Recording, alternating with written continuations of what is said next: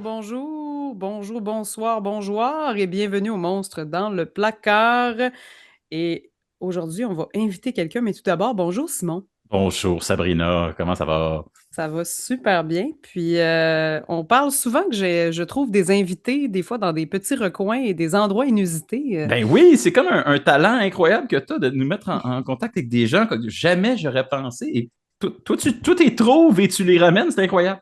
Et je n'aurais jamais pensé trouver un sujet, une personne vraiment chouette pour parler d'un sujet qui traite des monstres à la Sainte Jeunesse du Salon du Livre, mais c'est bel et bien là que ça s'est passé. Eh bien, nous avons Martin Tremblay qui est avec nous. Salut Martin. Allô à vous deux, merci de l'invitation. Ben, alors, Martin Tremblay, auteur au Salon du Livre, mais aussi avec une autre carrière qui est encore plus, qui est d'autant plus surprenante d'où on t'a trouvé. Qu'est-ce que tu fais dans la vie, Martin?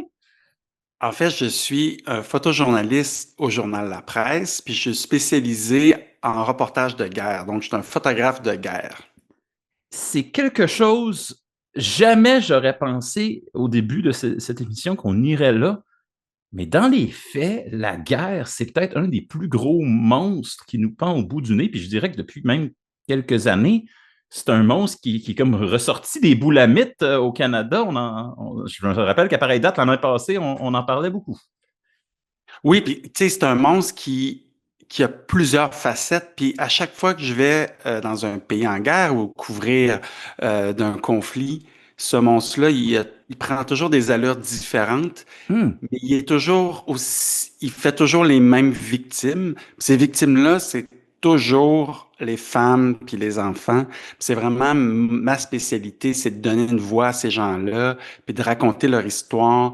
Souvent, ils ont le goût à ces victimes-là aussi de partager cette injustice à laquelle ils font face. Alors, mon travail, c'est vraiment, tu sais, d'être une courroie entre leur drame puis les Canadiens, les lecteurs de la presse. Et juste pour le profit de nos auditeurs en ce moment, quel conflit t'as couvert? Quel conflit t'as couvert? Oui, ben, et plus récemment, puis les plus connus, ben, j'étais quelques fois en Ukraine. C'est un conflit qui Hmm. m'a beaucoup touché, bouleversé, à laquelle, tu sais, j'ai eu des expériences assez incroyables. Mais j'ai aussi été correspondant de guerre en Afghanistan, intégré aux troupes de l'armée canadienne dans les années 2000. Là, on se souvient ce qui s'est passé là-bas. Mais tu sais, j'ai fait Gaza, le Congo plusieurs fois. Tu sais, j'en ai couvert beaucoup, là. C'est à droite puis à gauche, l'Arménie dernièrement. Fait que pas mal toutes les guerres qu'il y a eu dans les 20 dernières années, je les ai pas mal toutes abordées. Euh, Wow! fait que c'est ça. Mais moi, la question qui me brûle les lèvres, là, c'est comment on en vient qu'à choisir ce métier-là. C'est sûr que tu fais parler les gens et leurs injustices et tout ça, mais c'est super dangereux là, comme métier à quelque part. Ouais.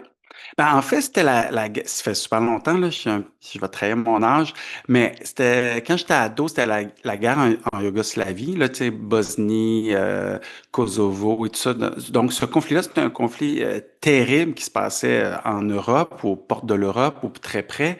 Et j'étais fasciné par ça. Puis, avec ce qui se passait là-bas, on voyait il y avait des photographes qui ramenaient des images vraiment en choc. Euh, Puis je trouvais que c'était une façon incroyable de communiquer l'horreur, communiquer aussi le désespoir de ces victimes-là. Puis c'est à ce moment-là que j'ai vraiment fait, hey, moi, c'est ça que je voudrais faire. Tu sais, je cherchais ado une façon de contribuer comme à la société, de communiquer, puis je savais pas comment m'y prendre. Puis ça m'est apparu une évidence. Puis à partir de ce moment-là, j'ai vraiment voulu, avant de devenir un photographe, un journaliste, je voulais devenir un reporter de guerre. Pas pour la Hmm. guerre nécessairement, mais par l'impact que ça a. Puis j'avais toujours été marqué aussi par la Deuxième Guerre mondiale, la guerre au Vietnam. Là. Je sais pas pourquoi, j'ai toujours été fasciné par les guerres. Puis avoir un métier qui pouvait me permettre de témoigner de ça, mais sans devenir un soldat. Ça m'intéressait pas de devenir militaire. Fait que là, je trouvais que c'était la meilleure façon. Puis aussi, j'aimais avoir de l'action, j'aimais voyager. Fait que ça m'a apparu comme le métier parfait pour moi. Puis je suis encore autant passionné aujourd'hui que je l'étais à l'époque. Mais oui, Sabrina, c'est dangereux, même voire très dangereux. Ça m'épate que tu dises ça. Dans le fond, la fascination pour la guerre était quasiment là avant la fascination pour le journalisme, pour le... Ouais, ouais. Wow! Alors donc, tu as vraiment choisi le journalisme pour aller à la guerre. Ou Oui, pour... mais oui, pas Ouais. pour aller à la guerre, mais plutôt pour pouvoir parler. Il y avait la guerre aussi en Irak. Je participais aux manifestations contre la guerre. Tu sais, en fait, Oui. je suis un reporter de guerre, mais je devrais dire que je suis un reporter de paix. Puis, Wow! puis c'est ça, moi, qui m'intéressait, c'est que les guerres m'ont toujours fasciné, mais m'ont plutôt, en fait, tu sais, j'aime beaucoup l'idée du monstre. C'est ce Oui. monstre-là que je trouve il devrait plus exister, tu sais, avec toutes les connaissances qu'on a. Je comprends pas encore pourquoi qu'on se fait encore autant de guerres. Puis, pour moi, aller à la guerre, comme tu dis, c'est plutôt la dénoncer, tu sais. Mhm. C'est la regarder dans Ouais, les yeux.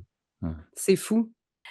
Alors moi, il y a un des sujets qui, m'a fascinée dans ta conférence, c'est quelque chose qui se passe dans le monde en ce moment même, puis que plusieurs personnes ignorent. En fait, la majorité des gens l'ignorent, puis c'est la guerre oubliée. Oui, mais en fait, la guerre oubliée, Sabrina, ça se déroule en République démocratique du Congo. Il y a deux Congos en Afrique, comme on sait, là, mais donc, la guerre oubliée, on l'appelle comme ça parce que on sait pas qu'elle existe, donc c'est pour ça que tu le sais pas.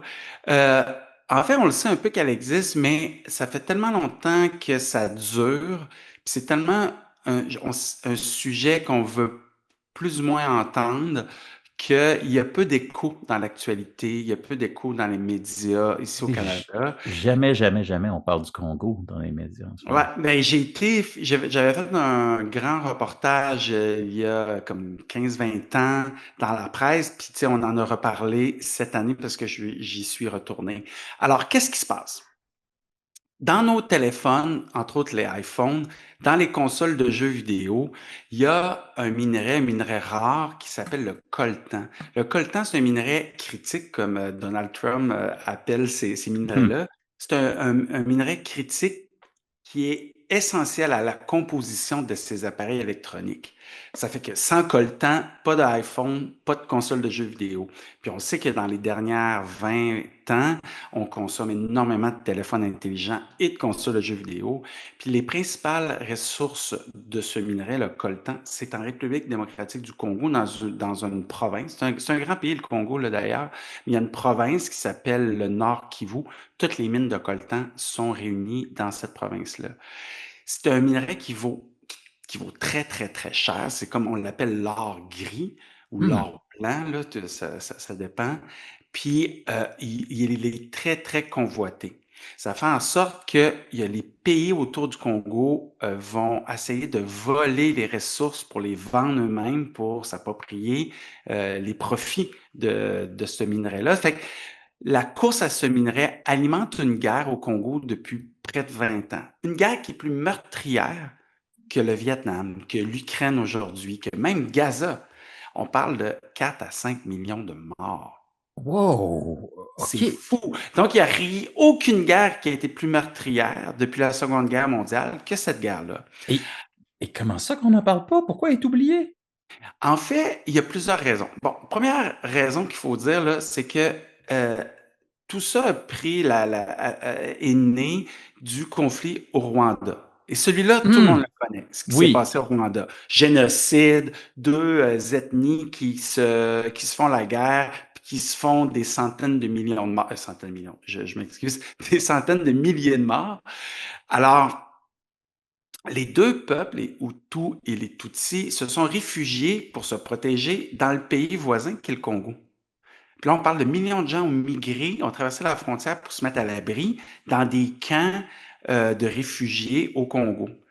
Alors, pendant que toute l'attention de la communauté internationale était tournée vers le Rwanda, la guerre a continué de l'autre bord de la frontière complètement dans l'ombre. Parce que c'était tellement gros, c'était tellement puissant dans l'actualité mondiale, ce qui se passait au Rwanda, que ce qui se passait au Congo, on l'a appris beaucoup plus tard.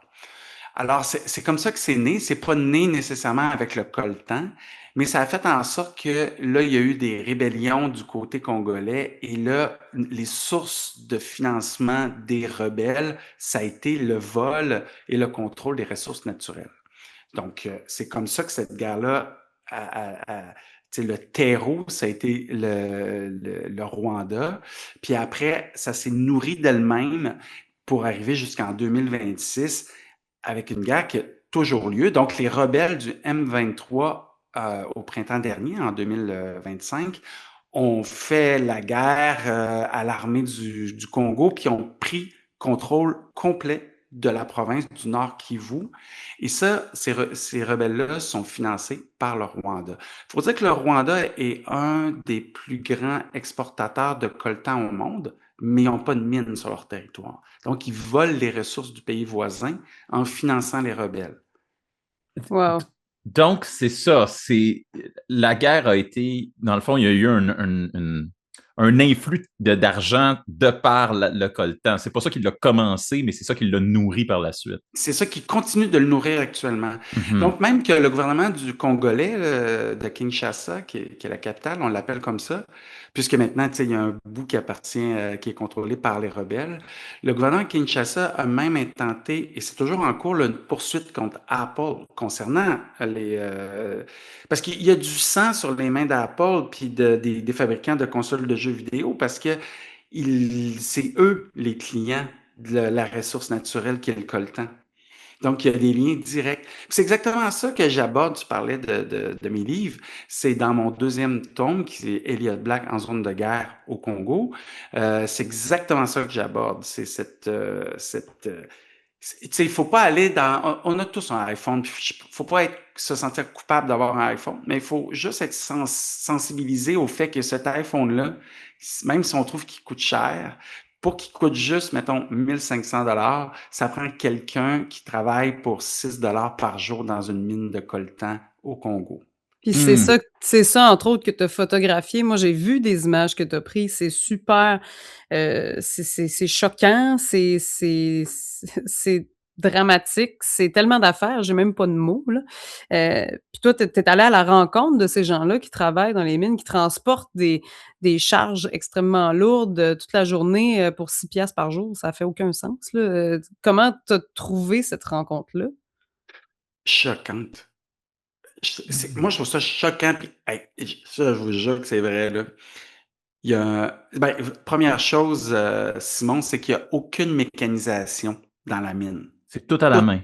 tout à la main, tout à dos d'homme. Ça veut dire que, imagine, au Canada, une mine, il y a des immenses camions de mine avec des pelles mécaniques plus grands que nature qui vont creuser, puis tout est mécanisé. L'homme dans les mines au Canada, ils conduisent des machines. Au Congo, il n'y a aucune machine. Tout est fait à dos d'homme. Ça veut dire que le minerai est sorti de la mine dans des poches sur le dos de milliers d'hommes et puis qui vont monter et transporter le minerai. Fait que moi, j'étais au sommet. Fait que là, les gars, ils courent en montant la mine, puis ils déposent le sac. Puis il y en a un qui est arrivé avec le grand sourire. Ils étaient très sympathiques. Puis il me dit, en déposant le sac à mes pieds, il me dit, voilà ton prochain iPhone. Aïe, Parce aïe, qu'ils hein. sont super conscients de ce qu'ils font, là. Ils savent Ils sont pas exactement. naïfs, là.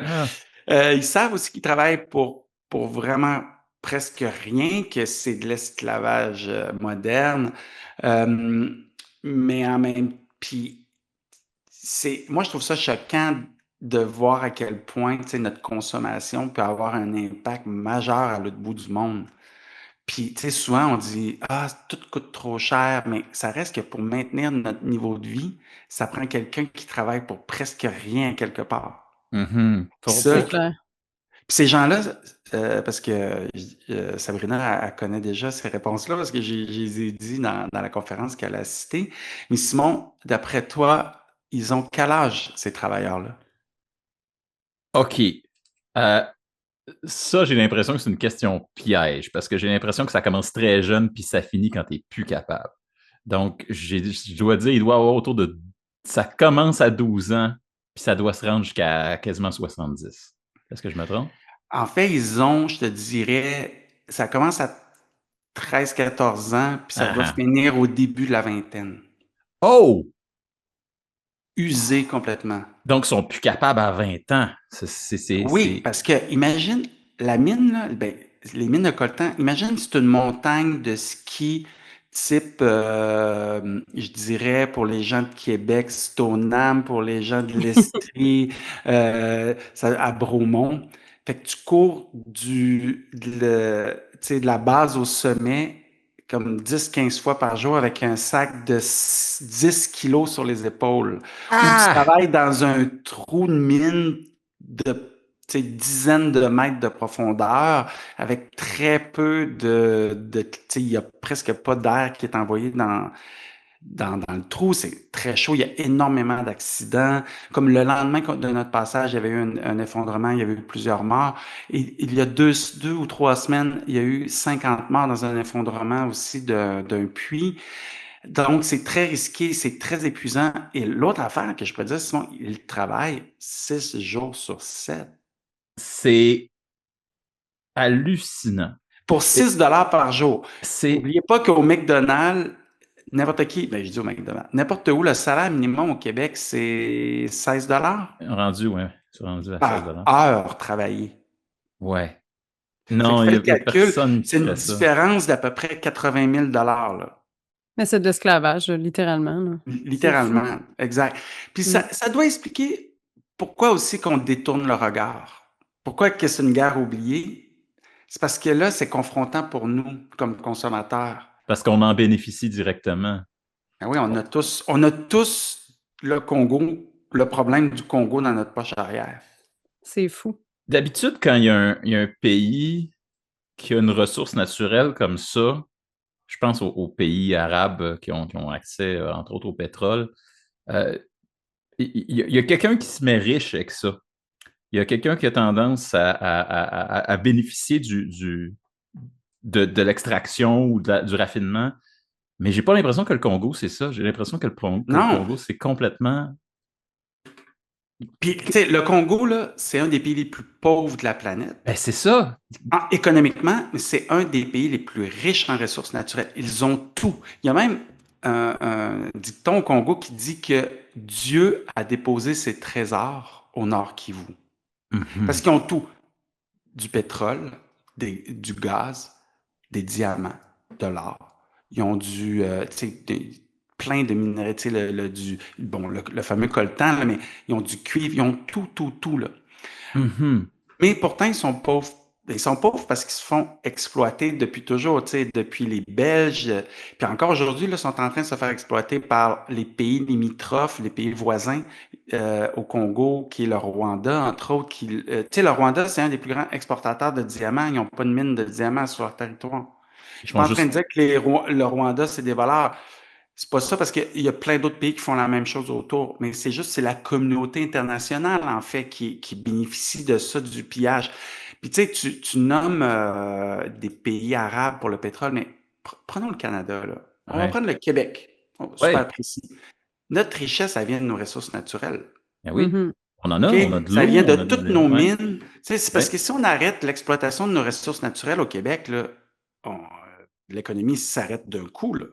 Parce que, tu Ouais. sais, c'est les forêts, l'hydroélectricité, toutes les mines, le fer, l'or, tu sais, on a tout ici, là, c'est la même chose. On est une espèce de Congo, de Nord Kivu, de Très, très l'Amérique. nord, ouais. Puis Mais, pourtant, et nous, on donc est une ouais. des sociétés les plus riches au monde à cause de ça. Oui, Sabrina? Ben, on n'est pas, tu sais, moi, ça je trouve que c'est quelque chose qui factuellement me fait extrêmement peur, de dire que le Canada, évidemment, peut être convoité pour ses ressources, là.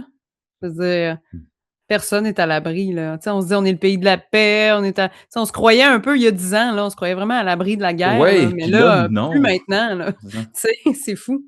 Mais qu'est-ce que fait Donald Trump en janvier 2025? Il a dit qu'il voulait annexer le Ben Canada oui, puis pour ses ressources. c'était clair que c'était ça l'enjeu en arrière. Puis c'est clair que soudainement, on s'est plus senti On n'a plus senti que la guerre était aussi loin qu'on la croyait.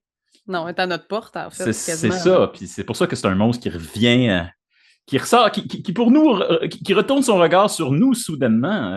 Et c'est pour ça que des personnes comme toi euh, sont essentielles parce que tu portes un savoir que nous, on ignore trop souvent en Occident et un peu partout dans les pays riches. Je veux revenir sur quelque chose que tu as dit, par contre, plus tôt, puis moi, qui m'a fait réagir.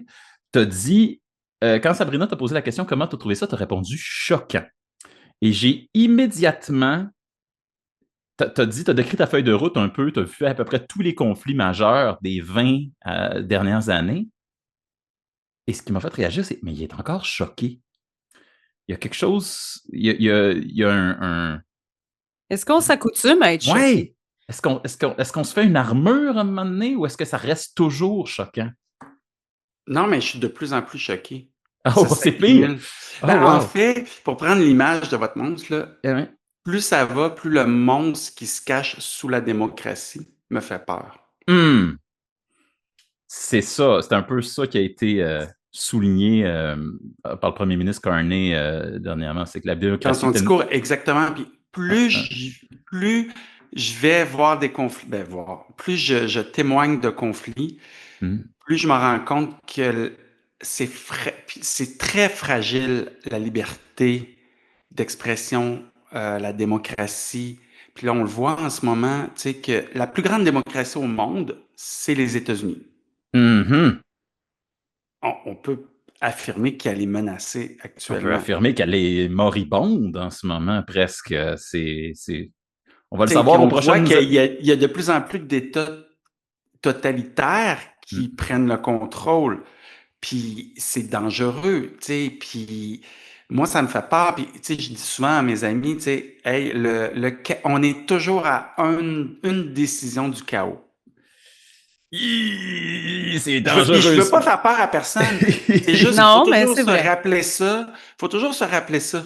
OK? Faut vraiment, c'est vraiment précieux, il faut faire attention. Tu sais, comme, sérieusement, en décembre 2025, non, excuse-moi, en décembre 2024, donc, j'étais en Syrie quand les rebelles ont fait tomber le régime de Bachar al-Assad. Bon, pour vous rappeler, le régime de Bachar al-Assad en Syrie a duré 50 ans.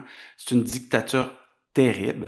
Un peuple qui a été soumis complètement là-dedans. Il y a eu une guerre civile pendant 13 ans, une guerre épouvantable en Syrie. Bachar al-Assad, le dictateur, il s'est maintenu au pouvoir avec l'aide de Vladimir Poutine. C'est vraiment l'armée russe là, qui a soutenu son pouvoir.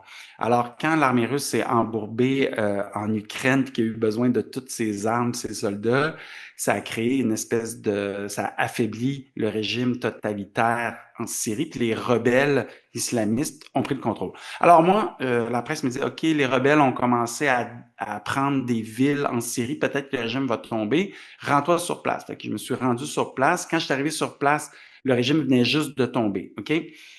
Alors, j'arrive, je traverse la frontière, il y a plus rien, il y a plus d'agents douaniers, c'est juste tu sais, tout est détruit, puis il y a des tanks fumants sur la route avec des cadavres de soldats syriens qui ont été vaincus par les rebelles. Fait qu'on remonte en voiture sur une route complètement déserte, abandonnée, où il y avait juste des carcasses de véhicules militaires fumants en bordure de route.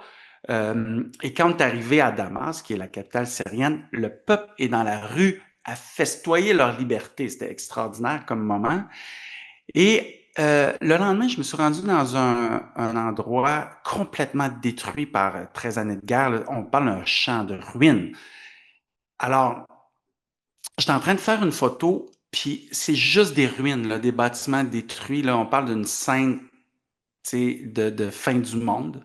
Puis en regardant dans mon boîtier, je vois qu'il y a du linge rose au balcon d'un édifice à moitié détruit.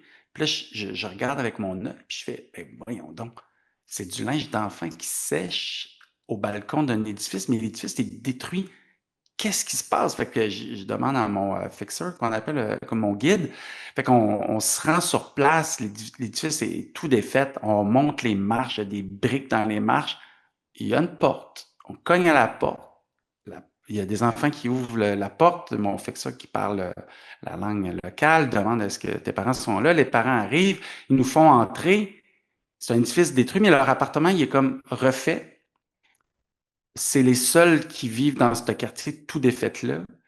Fait que les autres sont vraiment étonnés de voir des étrangers arriver, débarquer chez eux. J'étais comme un peu comme justement un extraterrestre qui débarque à quelque part.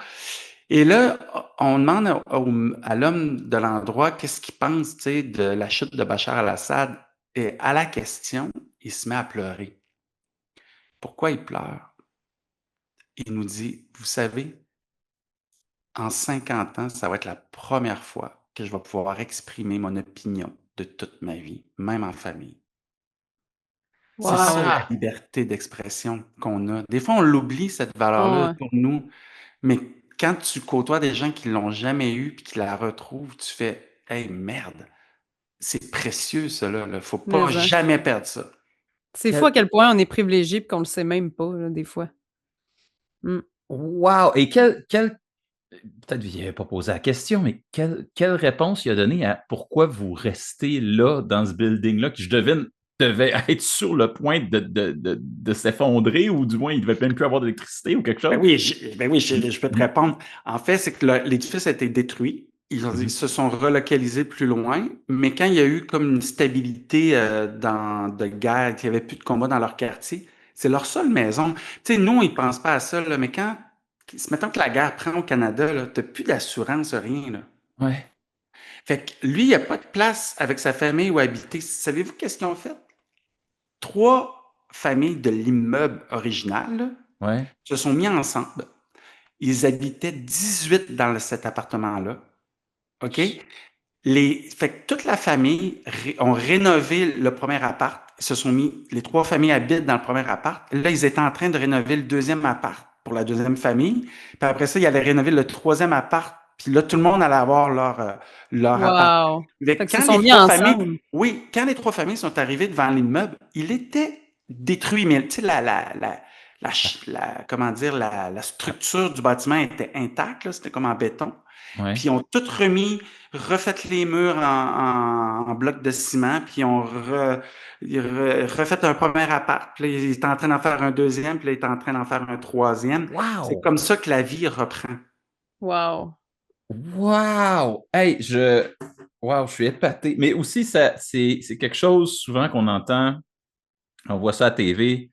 Pourquoi il reste là? Mais je pense que peut-être que l'instinct de rester à la maison ou de rester dans un endroit qu'on connaît est sans doute beaucoup plus fort que ce qu'on pense. Mais ça me semble une Oui, résistance aussi à quelque part, là. Oui.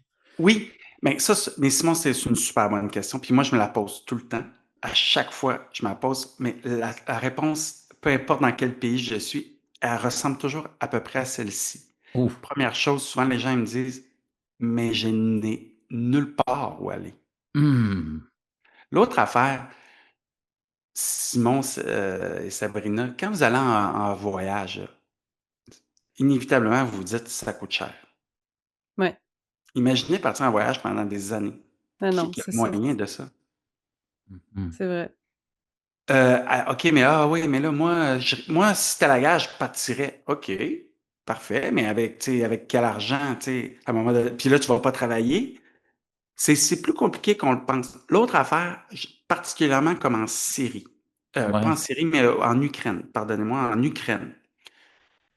Partir, c'est abandonner, c'est aussi s'avouer vaincu.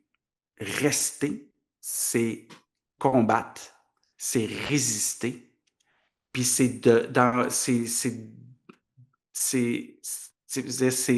c'est tout le contraire de s'avouer vaincu, c'est de dire jamais l'armée russe va gagner.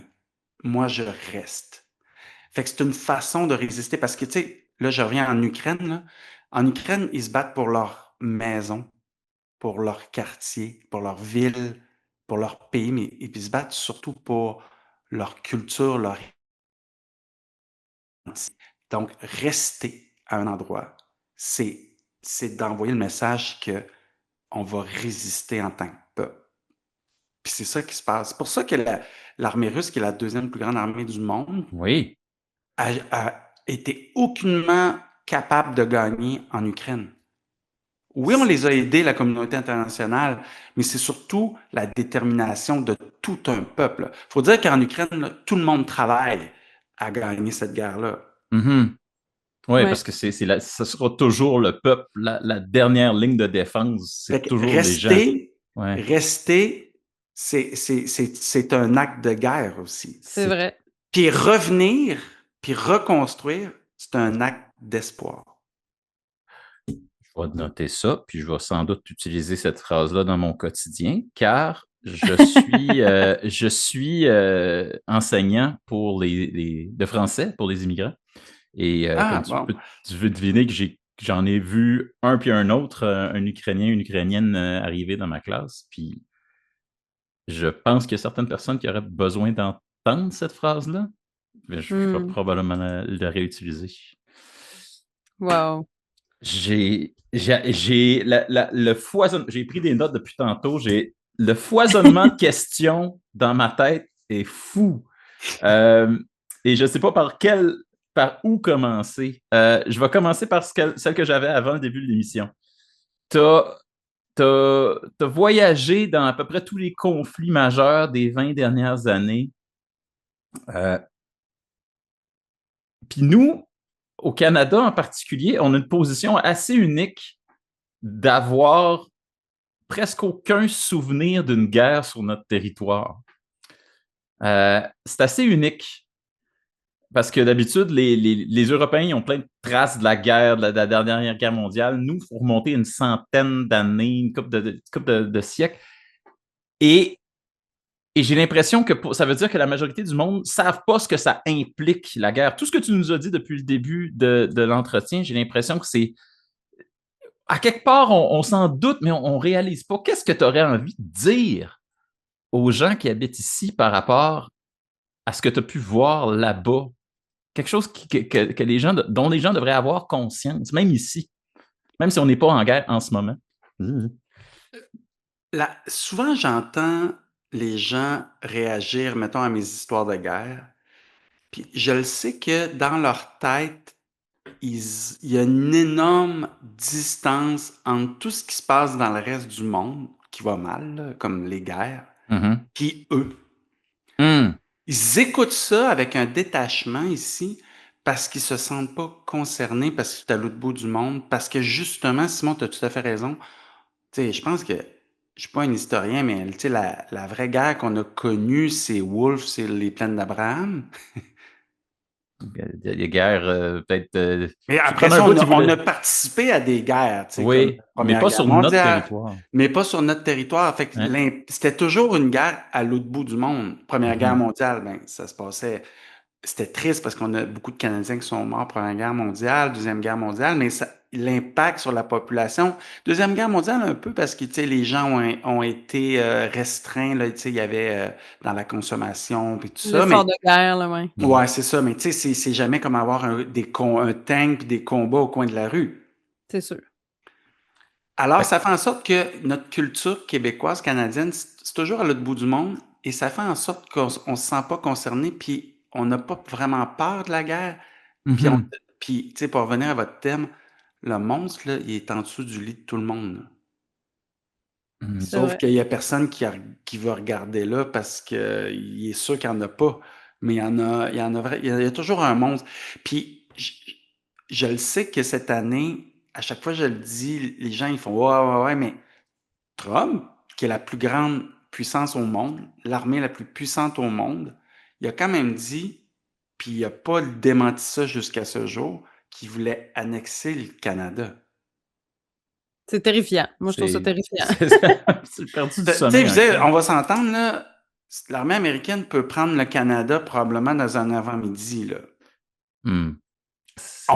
Personne est à l'abri. Ça veut dire que, tu sais, aux États-Unis, il pourrait avoir un prochain. OK, je vais vous donner un exemple. J'ai été en janvier dernier faire un reportage sur le ICE, là, ça c'est la police Oui. Ouais, ouais, ouais. immigrante personnelle de M. Trump là, aux États-Unis, le ICE. Alors, j'étais dans le Maine, c'était beaucoup plus calme dans ce coin-là. Puis je parlais avec des gens là-bas, puis tu sais, je leur ai dit, ben là, tu sais, il vous reste 3 ans là, à souffrir, tu sais, du mandat de Trump. Puis la majorité des gens étaient là, ah non, parce que dans le parti, il y a des gens encore plus terrifiants que Trump. Mhm. Rien nous garantit qu'après Trump, ça sera quelqu'un de vraiment plus modéré, là. Mais c'est Non, c'est ça. ça. C'est Puis C'est il ça. pourrait peut-être juste avoir une quelqu'un de marionnette. plus fou, là. Oh my God. Je veux pas faire peur à personne. Faut juste se rappeler ça, que notre liberté et notre paix, elle est fragile. C'est vrai. C'est incroyable. Mais j'ai envie, je sais pas pour toi, Sab, mais moi, j'ai comme envie qu'on aille vers du positif. Je sais pas Oui, comment ben dire ça. oui. Ben, moi, J'ai, j'aimerais ça. oui. Moi, j'en aurais une petite question, mais mettons, quelle a été ta rencontre la plus marquante? Ah, ça, c'est une bonne Ou question. une des plus marquantes peut-être, là, parce que c'est sûr que sur 20 ans, il y en a du stock, mais peut-être quelqu'un qui t'a donné justement de l'espoir, tu sais? Ah ouais, pour une rencontre positive. Ben, j'en ai pas eu. Non, non, c'est pas vrai. Ah! Qu'est-ce que... C'est Non! juste sombre et noir, Juste là. de la Eh non! déprime tout le temps. Hey, mais j'en ai tellement eu. Il y a vraiment du monde qui nous donne espoir. Mais en Ukraine, là, j'ai tellement vu, tu sais, des gens incroyables. Mais je vais vous donner, je pense qu'en Ukraine, de façon collective, là, ça m'a donné espoir à l'humanité. Tu sais, quand des gens s'unissent dans une cause, puis je pense que la guerre en Ukraine, ça, c'est terrible pour les Ukrainiens, mais en même temps, ça nous montre à quel point l'homme peut être bon quand il s'unit ensemble, qu'il travaille ensemble, puis qu'il met, tu sais, il met ses valeurs à la bonne place pour la bonne cause. Puis ça, moi, ça me donne beaucoup espoir, tu sais. Ça me donne espoir parce que on le voit aussi, tu sais, à travers le temps, les guerres ont jamais détruit l'homme. Mhm. C'est Même vrai. s'ils ont On, menacé de le faire à plusieurs reprises. on est souvent menacé. Prenons la Deuxième Guerre mondiale. Exemple. Je veux dire, là, c'était terrible, là. Je veux dire, c'est, tu sais, dans l'histoire moderne, c'est le pire moment. Pourtant, il est né, je dis pas de la guerre, là, mais depuis ce moment-là, il y a plein de belles choses qui sont arrivées. On parle de démocratie, on parle de l'ONU, de l'OTAN. C'est tous des trucs qui sont nés suite à la Deuxième Guerre mondiale. Puis, tu sais, c'est des valeurs sur lesquelles on s'appuie encore. Si on prend, tu sais, qu'en Ukraine, il y a beaucoup de crimes de guerre, ben maintenant, on a un tribunal international qui va prendre ça en main suite à la Deuxième Guerre mondiale. C'est Fait vrai. que, tu sais, on focus. Les guerres aussi, c'est facile de. Ben, c'est comme c'est facile, tu sais, de focuser là-dessus, sur le négatif, mais il y a tout le temps plein de belles choses qui sont en parallèle, qu'on parle moins souvent. Puis c'est souvent aussi, tu sais, moi, je suis un gars des médias, puis on va se le dire, dans les médias, c'est plus payant de parler des choses négatives que positives. Hmm. Mmh. Ça vient aussi teinter notre vision du monde, malheureusement. Mais tu sais, il arrive plein de belles affaires. Puis pour parler de rencontres marquantes, c'est souvent des femmes, Sabrina, qui me marquent. Je trouve que les femmes ont tellement de résilience, comme au Congo, il y a un grave problème du viol comme arme de guerre. Mais c'est quand ces femmes-là témoignent qui ont vécu des affaires atroces, puis que finalement ils fondent des familles, puis qu'ils s'en sortent, puis qu'ils donnent, tu sais, une vie meilleure à leurs enfants. Moi, je trouve ça incroyable. Tu sais, il y a des gens ici aussi au Québec, tu sais, qui partent de tellement loin, qui réussissent à se bâtir puis un avenir meilleur. Puis, tu sais, quand tu vois que eux, ils partent de -1000, là, puis ils réussissent à le faire, moi, je trouve ça vraiment beau. Moi, les femmes me touchent particulièrement dans les zones de guerre. Mais j'ai beaucoup de rencontres, malheureusement, marquantes c'est des gens qui ont vécu des choses atroces, mais qui ont eu le goût de survivre, puis qui ont Mhm. trouvé l'énergie de se reconstruire. Donc la résilience La au cœur de... résilience, Ouais. tu sais, m'épate beaucoup, tu sais, puis m'encourage. Puis c'est souvent le fun de donner espoir, tu sais, en racontant ces témoignages-là. Tu, tu nous as dit avant l'émission que en tant que photographe de guerre, tu étais là pour témoigner, mais tu n'étais pas là pour interpréter ou faire un éditorial sur commenter la guerre. Mais tu es aussi auteur. Et à travers tes livres, là, tu as quand même un peu plus de latitude pour dire quelque chose. Oui, exact. Tu sais, Mm. en étant auteur, tu sais, ben là, c'est ça, il y a deux romans de ma série jeunesse qui s'appelle Elliot Black en zone de guerre. Le premier, ben, vous ne serez pas étonné d'apprendre que ça se déroule en Ukraine. Le Mm. deuxième, au Congo. Puis le troisième, ça va être en Syrie. Fait que je vous en ai déjà quand même parlé jusqu'à date. Puis c'est ça, donc le fait d'être auteur, ça me permet d'inventer des personnages dans lesquels je puise plein de témoignages que j'ai récoltés, puis mes personnages sont les porte-paroles de tous ces gens-là que je rencontre. C'est C'est beau ça que ça. ça me permet de faire, ça me permet de résumer les choses. Mais comme je suis aussi un journaliste, un photojournaliste, c'est que j'utilise quand même une méthode journalistique pour construire le décor de mes romans. Ça veut dire que les lieux, la chronologie des événements, tout ça est réel et respecte la réalité. J'ai créé une fiction et des personnages pour pouvoir mieux la raconter, mieux la résumer, puis la rendre aussi accessible à un public de tous âges. Puis mes romans, même s'il y a beaucoup d'adultes qui les lisent, ont été faits pour un public de 10 ans et plus. Fait Et que il y a personne pourquoi? qui va faire de cauchemar là-dedans. Les monstres sont abordés tels qu'ils sont, mais sans rentrer dans des détails, tu sais, épeurants. Mais pourquoi un public de 10 ans et plus? Pourquoi c'était important pour toi que ce soit un Ouais, public c'est parce jeunesse? que en tant que journaliste qui travaille au journal La Presse, je m'adresse à un public adulte. OK. Puis c'est très éphémère aussi. Tu sais, moi, je peux vous raconter la guerre une journée, puis le lendemain, on parle des écoles vétustes. C'est fini, là. C'est Mhm. c'est pour ça aussi que des fois, on tombe avec des trucs comme au Congo, la guerre oubliée. C'est parce que les médias passent d'un sujet à l'autre très rapidement. Moi, j'avais le goût tu sais, d'aborder les thématiques de la guerre pour leur donner, tu sais, plus de profondeur, mais aussi une plus longue durée dans le temps. Puis, Mhm. comme j'avais des ados, ben j'ai des ados, je voyais bien aussi qu'ils s'informent différemment maintenant avec les applications et tout. Fait que de leur amener, tu sais, puis en littérature jeunesse, on s'entend, là, on n'aborde pas la guerre. Jamais. Non, c'est Parce rare. on va J'ai aborder jamais vu tous ça. les livres de peur, là. Ouais, Il y a ouais. comme 2 millions de séries qui abordent la peur, puis les monstres, puis tout ça. Mais la guerre, jamais, parce que hey, non, on peut pas parler de ça aux enfants. Fait que moi, je trouvais ça important, plus important encore de parler de la guerre aux enfants qu'aux adultes. Parce que, tu sais, à toutes vos questions, il faut que les enfants, on leur parle de la guerre. Il faut qu'on leur parle de la liberté d'expression, de la liberté de presse, de Mhm. la démocratie, de l'importance de, tu sais, de la résilience. Ces thématiques-là, là, ça devrait être enseigné à l'école. Mais on veut pas parce que, oh non, faut pas parler de guerre parce que c'est épeurant puis c'est négatif. Puis Non, est-ce que tu penses que peut-être ça justement, d'aborder ça à un public pré-ado, ça leur donne envie de s'informer un peu plus en termes de ce qui se passe dans le monde? c'est D'être les plus témoignages engagés? que je reçois tous les jours, là. Puis, tu sais, les Good. enseignants aussi, tu sais, qui amènent mes livres en classe, ça suscite un paquet de questions. Puis moi, puis dès le début de ce projet-là, c'est ça que je voulais faire. Je voulais créer une discussion entre les parents puis leurs enfants, puis entre les enseignants puis leurs élèves. Moi, je veux qu'on se pose des questions là-dessus. Je donne pas toutes les réponses. C'est une fiction, c'est des romans d'aventure, mais allez fouiller, allez sur Internet voir qu'est-ce qui se passe. Ouvrez tu sais, allez vous renseigner sur des médias comme la presse, mettons, mais ou Radio-Can, peu importe, là.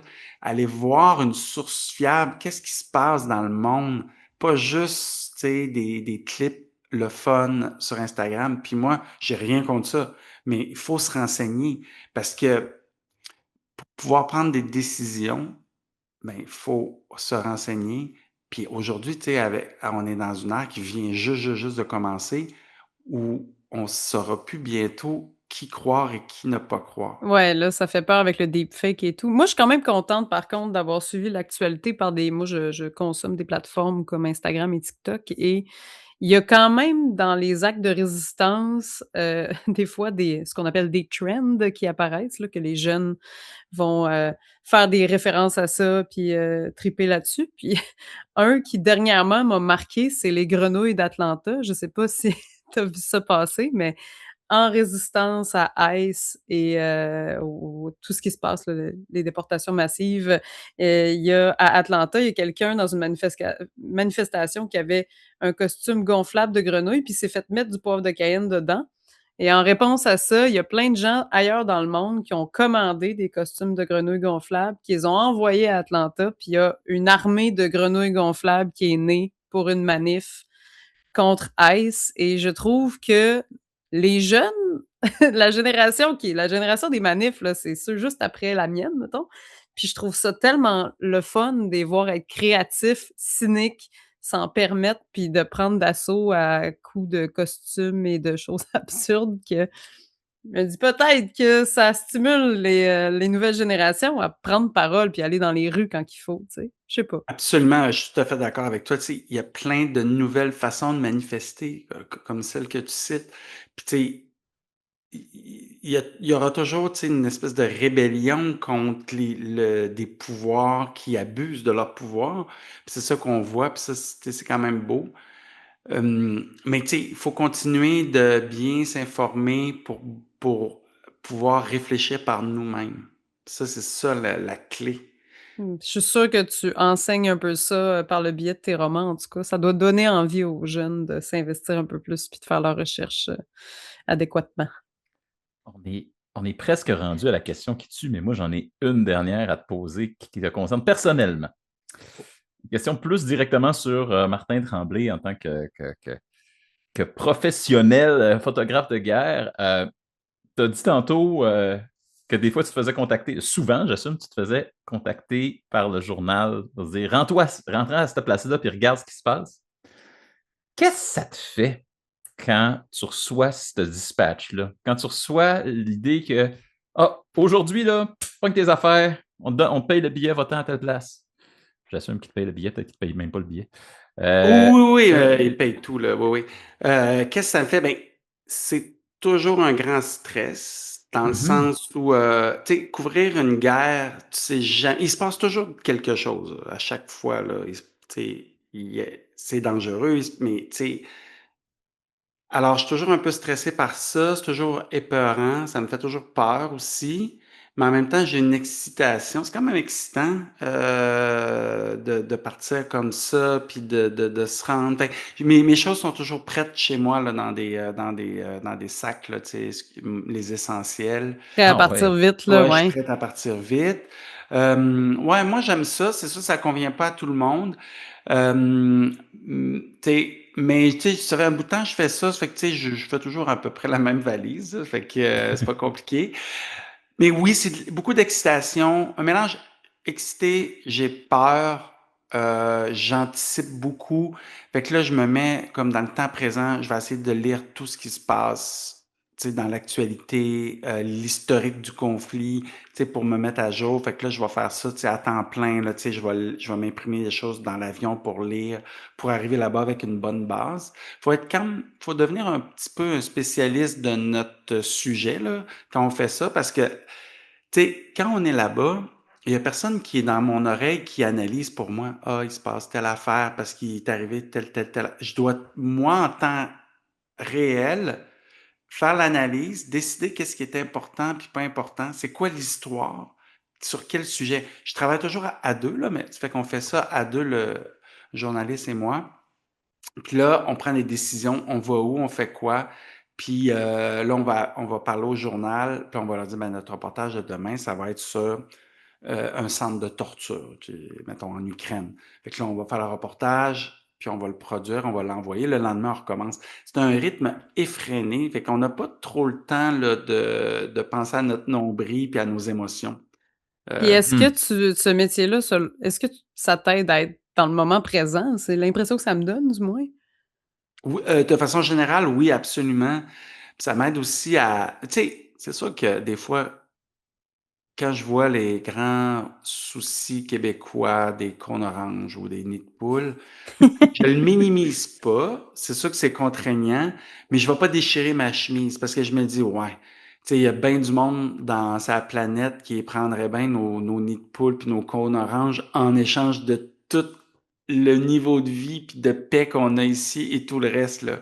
Vous comprenez? Ça fait que ça, j'ai de la misère à me scandaliser de nos scandales Je comprends. Je locaux. comprends tout à fait. Ben, écoute, moi, même chose, là. Moi, j'ai frôlé l'humanitaire par le biais du clown thérapeutique, ben, clown humanitaire et tout ça. Je côtoie des clowns, puis juste avec les récits que j'ai entendus, puis ce que j'ai pu voir quand je suis allée faire de l'aide humanitaire, on dirait que moi, la file d'attente à l'épicerie interminable, je me dis des affaires pires que ça dans la vie, là. Fait que ça, quand on se compare, on se console, mais on remet aussi notre privilège en perspective. Tu sais, je pense que c'est important. Mmh. Absolument, c'est bien dit. Et Mmh, mmh, maintenant, mmh. la question qui tue qu'on pose à chacun de nos invités. Elle est pas dangereuse, mais en fait, c'est tout simple, et peut-être complexe, mais c'est pas grave. Martin, selon toi, par rapport à la guerre, c'est quoi la chose que tu aimerais que les gens oublient de la guerre en général? C'est quoi la chose qui, pour toi, devrait être le truc à se rappeler le Mhm. plus? Dans une guerre? Par rapport aux monstres de la guerre, Au qu'est-ce qu'il monstre faudrait de que les la gens, guerre. qu'est-ce qu'il faut que les gens délaissent comme idée et qu'est-ce qu'il faut qu'ils gardent comme idée? Il faut qu'ils gardent comme idée que il y a toujours une guerre qui attend de il y a toujours une guerre qui germe quelque part. Puis Hmm. peut-être que cette graine-là, elle est dans ton jardin. Hmm. Puis on s'imagine toujours que les pays en guerre, que les gens sont toujours terrés dans leur sous-sol avec des bombes qui leur tombent sur la tête. Mais la guerre, tu sais, comme dans tous les pays, la majorité de la population vit dans un pays en guerre, oui, mais est pas dans les combats à tous les jours. Alors on peut, tu sais, c'est beaucoup moins pire que ça paraît à la télé ou dans mes photos. Bizarre, hein? Mais c'est ça. Donc, c'est toujours moins dramatique. C'est pas 100% du pays qui est sous les bombes. C'est Les comme, gens, mettons, au Congo, c'est une petite partie du Congo. En Ukraine, c'est, tu sais, la zone, le front, mais le reste du pays, tu sais, ils reçoivent des bombes et tout, là, mais ils sont pas dans les combats quotidiens. Alors, il y a en ce moment, il y a un Ukrainien qui fait son jogging. Puis il y en a d'autres qui sont à l'épicerie. mhm, Puis c'est il y a des ça. enfants à l'école. Fait que la vie, pis ça, c'est ça, la vie continue toujours, même s'il y a la guerre. Puis ça, je pense que c'est la force de l'humain, c'est que malgré tout, la vie continue, puis on continue d'évoluer. Puis c'est beau aussi de voir cette résilience-là. Puis je pense que ça fait partie du pourquoi que l'humain tu sais, a persévéré pendant des milliards d'années. C'est incroyable et sérieux, ça met en perspective à peu près tout ce qu'on on croit de la guerre. Je pense que les gens n'ont pas une idée très, très... tout le monde serait surpris de voir à quel point il y a quelque chose, il y a une normalité dans la guerre. Absolument. Mmh. Ouais. Moi-même, ça me prend. C'est très accessible quand Mm, on y pense, en fait. mhm. C'est fou Puis, et tu sais, je me permets une dernière anecdote oui, peut-être. vas-y, Oui, vas-y, oui, ben oui. oui. Par rapport à ça, tu sais, à chaque fois, ça me dépasse. Tu sais, comme, mettons, je suis en Ukraine, je suis dans une voiture, il y a des bruits d'explosion sans arrêt, là, qu'on entend. J'ai ma veste par balle, j'ai mon casque, je suis dans la voiture, puis on est dans une ville assiégée par l'armée russe. Puis, on arrête sur le bord de la rue, puis là, j'entends les bruits de l'explosion, puis j'ai un gars qui passe avec ses écouteurs en train de faire son jogging. Wow! J'étais en Afghanistan, en plein champ de bataille. OK, l'armée canadienne, je suis dans un tank, puis il y a un père et sa fille qui sont en train d'enlever les mauvaises herbes dans le champ parce qu'ils peuvent pas attendre. Ben non, La vie, elle doit faut que tu continuer. continues à vivre, ben clairement. Wow! Ça, c'est quelque chose que les gens ont besoin d'entendre, j'ai l'impression. La vie doit continuer. Martin, si on veut suivre ton travail, tes livres, y a-tu des places aussi, c'est où qu'on peut suivre ton travail? Oui, donc à tous les jours dans la presse qui est entièrement gratuite. Nous sommes une organisation, une OBNL. Mes livres, c'est Elliott Black en zone de guerre. Il y a 2 tomes. Le troisième s'en vient en novembre prochain, en novembre 2026. J'ai aussi mes plateformes à moi sur mon Instagram qui est Photo Tremblay. Alors, vous pouvez venir voir mon travail, mes images, vous allez voir toutes les images qu'on vient décrire en ce moment ensemble, mais ils sont dans mon compte Instagram. C'était un plaisir incommensurable. Merci incroyablement, Martin Tremblay, photographe et auteur, de nous rendre visite au Monstre dans le placard. Et on se dit à la prochaine pleine lune!